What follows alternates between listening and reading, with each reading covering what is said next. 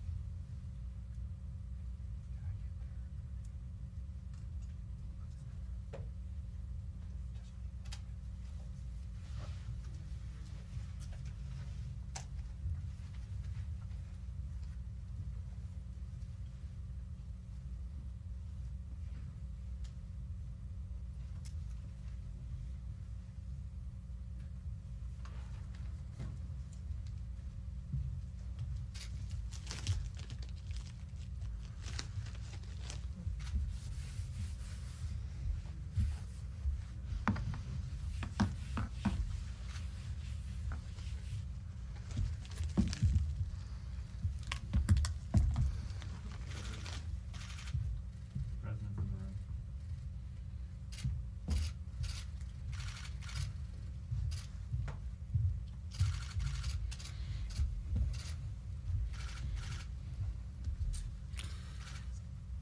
Well, good afternoon. It is a tremendous privilege to welcome President Biden and Vice President Harris to the Department of Defense. Their visit to the Pentagon shows the importance that they place on our national security and, importantly, the deep value that they place in the men and women of our department.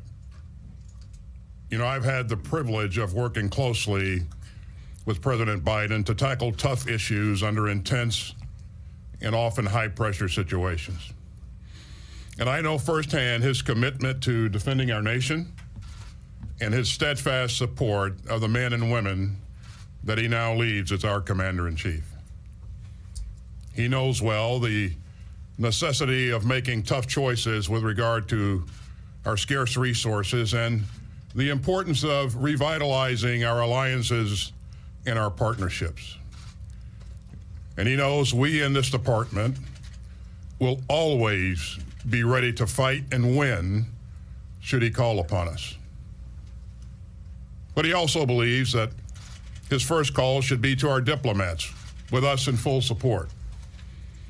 And when the president talks about leading from a position of strength, this is what he means. The strength that comes from teamwork and cooperation, and from defense and diplomacy, working together with agency partners and allies big and small. And that's how he is marshaling our government's response to the COVID-19 pandemic. And it's how he started to take on some of the most challenging threats we face around the world. Mr. President, thank you for visiting us today and for the trust and confidence that you've placed in us. We will do all we can to make sure that you and Vice President Harris are always leading from that position of strength. And Madam Vice President, I know that you share the President's vision and that you believe strongly in the work that we do to defend our nation. In your lifetime of support to the American people and your outstanding and outspoken support of service members, especially our veterans, gives me great confidence that you will fight to make sure that our military remains the strongest and the most capable fighting force on the planet. And so we're grateful for your support, and I look forward to working with you to tackle our country's most pressing security challenges in the year ahead. Mr. President and Madam Vice President, thanks again for honoring us with your visit. And so now, ladies and gentlemen, it's my pleasure to introduce the Vice President of the United States, Kamala Harris.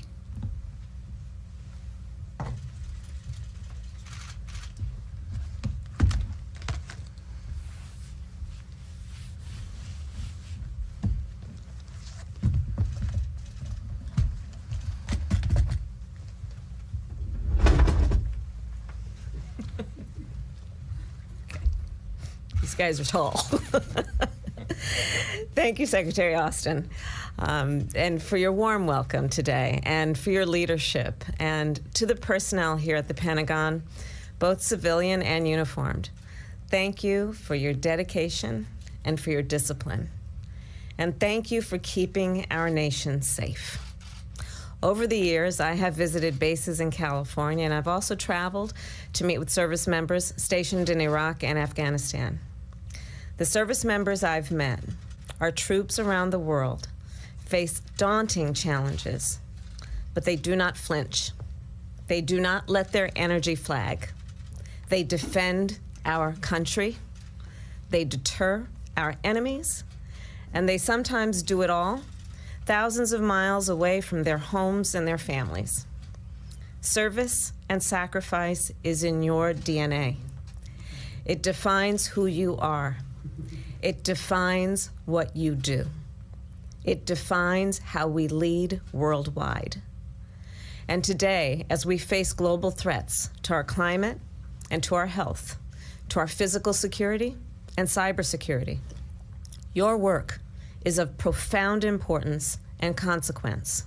And that's why the President and I are here today, to tell you that we stand with you and we stand for you. You are the best and the bravest fighting force in the world. You know that success comes not just from training and equipment, though that is certainly crucial, but also from clarity in vision and in mission, in strategy and in tactics. It comes not only from force, though when we must fight, we will fight to win, but also from diplomacy, development, and our democratic principles. That is what we pledge to you. We will always honor your service and sacrifice. We will always support you, because your success ensures our nation's security, because your success ensures our nation's success. You have wise and steadfast leadership in Secretary Austin and Chairman Milley, and you have a commander-in-chief. We have a commander-in-chief in our country who knows from personal experience the burden that you and your families carry. He has so much respect for each and every one of you, as do I. As you know, this is Black History Month, and while we celebrate that part of America's history every day, let us honor also today the Black soldiers who fought at the Battle of Bunker Hill, the Black infantrymen of the Civil War, the Black waves of World War II, the many courageous Americans who throughout our history have answered the call to duty. They didn't just join to make history, they joined to serve, and all of you joined to serve.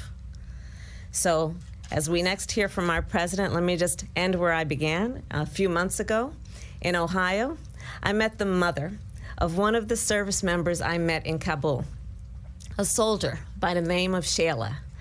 And her mother was so proud of her daughter, and she came up to me and she said, "You remember my daughter?" She showed me a picture of her, and she asked me would I call Shayla and leave her a message.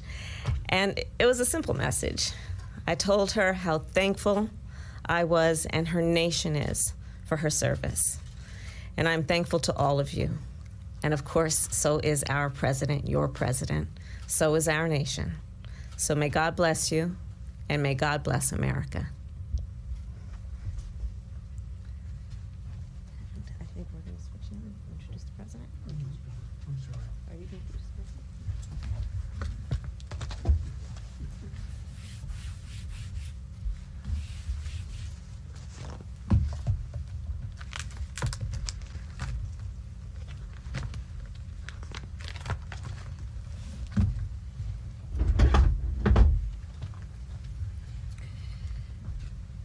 Well, thank you, Madam Vice President. Now, if I may, just a few more words before the President takes the podium.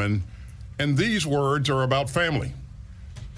As most of you know, I had the privilege of serving with his son, Bo, in Iraq, when Bo was a captain with the Delaware National Guard. And Bo was an absolutely outstanding officer and a good man. And you know, I knew that pretty much the moment that I met him, a good man. Now, Captain Biden's colleagues admired him, and they looked up to him, and he looked after them. And that dedication lives on in his parents. You know, even before her first day at the White House, our First Lady, Jill Biden, announced that she would relaunch Joining Forces. And as you know, that's a public-private initiative to support service members, veterans, and their families. And just last week, Dr. Biden and Dr. Fauci participated in a town hall with Blue Star families addressing their concerns about COVID vaccines. And so the Biden family knows what service to country feels like. They understand sacrifice, and they know how to look after those who look up to them for leadership. And as the commander-in-chief, I know that President Biden will always ask the tough questions about what we're doing to keep Americans safe. And equally important, what leaders are doing to take care of the men and women charged with this profound responsibility. We are very fortunate to have him here with us today, and we are enormously grateful for his leadership. And so, ladies and gentlemen, it is my great honor to introduce to you our Commander-in-Chief, President Joe Biden.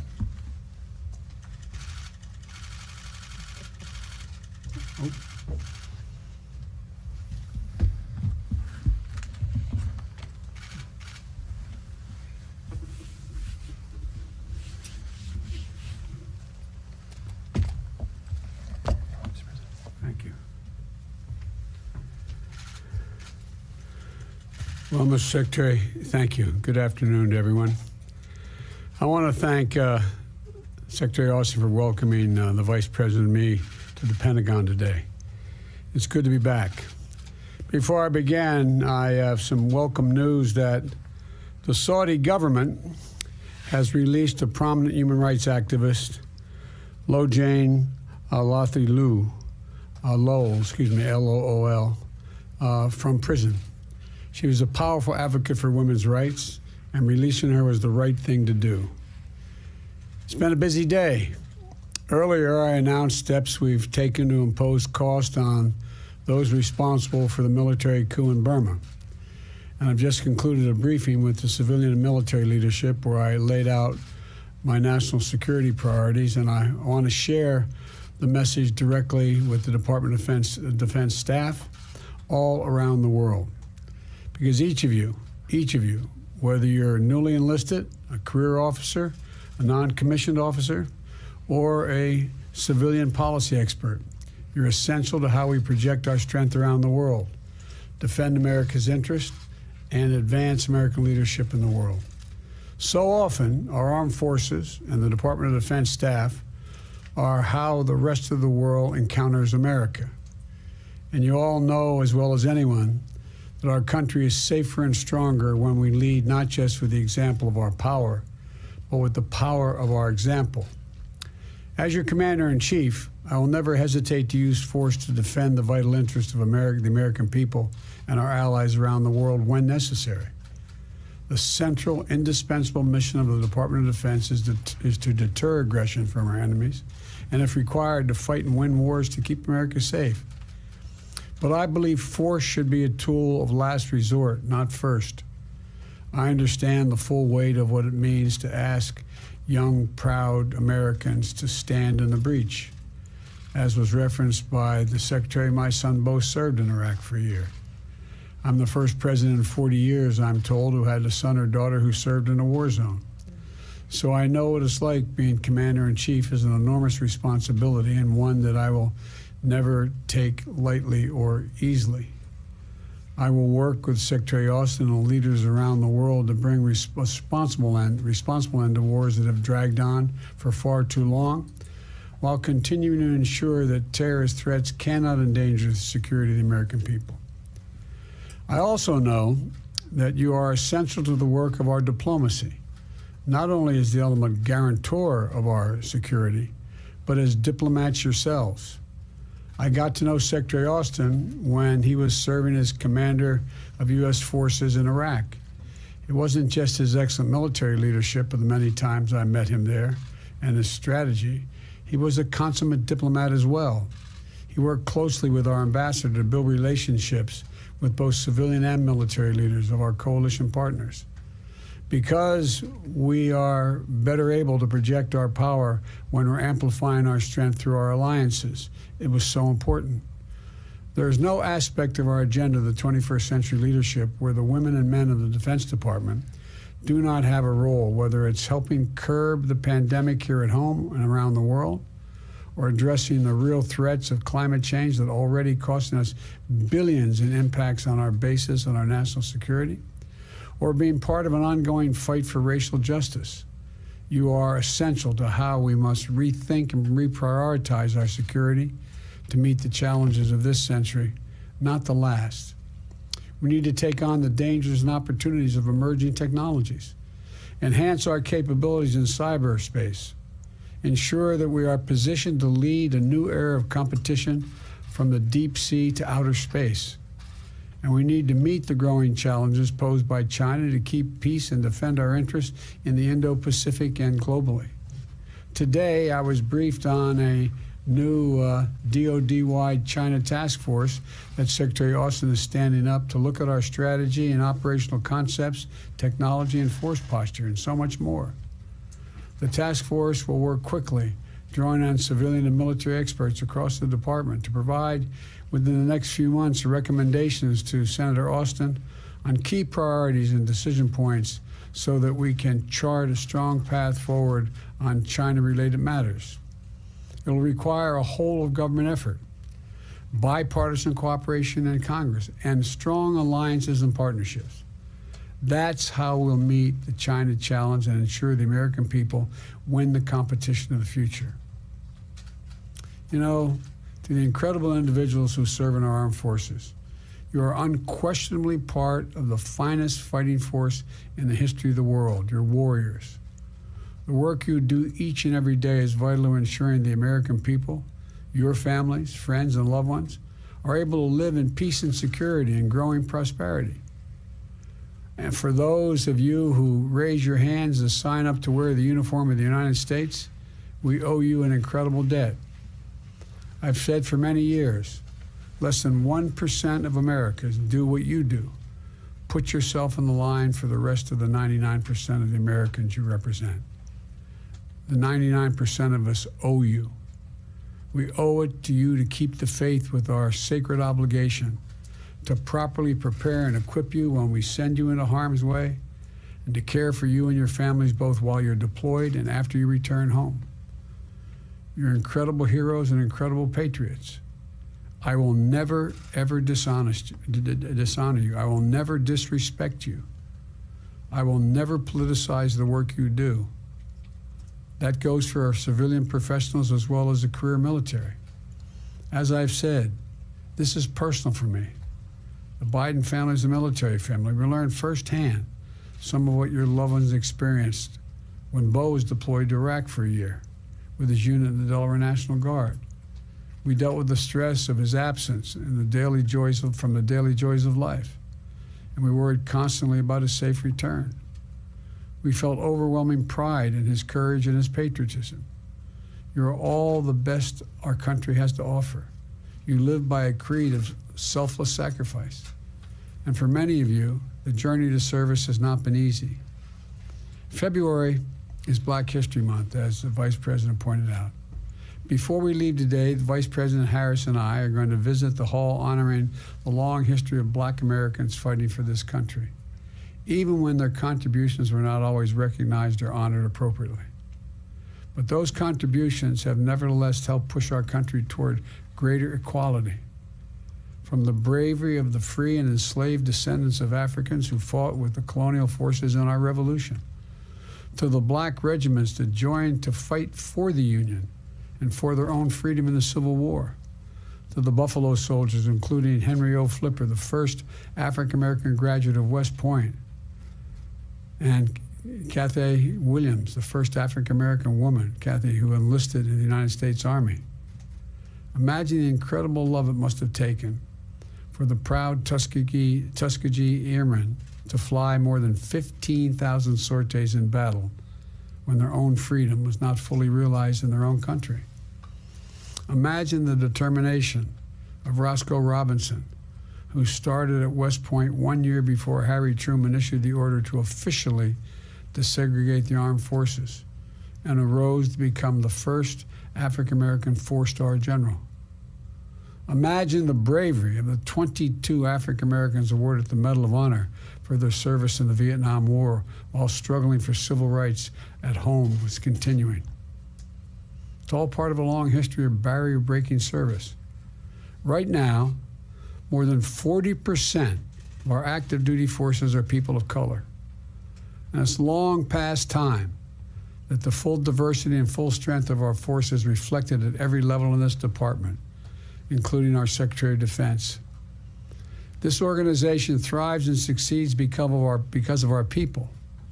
So the final point I'd like to make today is to give you my personal commitment that this administration, from myself and the Vice President Harris to Secretary Austin on down, is dedicated to ensuring that every single person is treated with dignity and respect.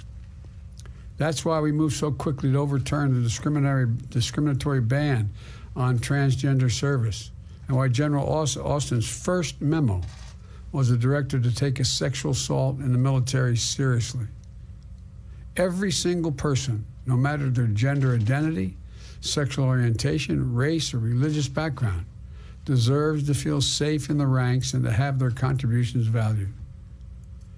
It's on all of us to stand up, to speak out when you see someone being abused. This is an organization that has defeated American enemies on land, sea, and air, and been defined by the way we treat others. So I know this is not beyond us. Not if each of us makes this a priority as well. So thank you for welcoming us, Secretary Austin. It's good to be back in the Pentagon. I wish I could meet more of you in person today, but I look forward to spending more time with you and all the places you serve around the world. I know this is the honor of my lifetime. The honor of my lifetime is to serve as your Commander-in-Chief. So thank you for what you do for this country. May God bless you and protect you, and may God protect our troops deployed around the world. Every single one of you. Thank you, thank you, thank you. All right. Mr. President, any interest in punishing China for not being truthful?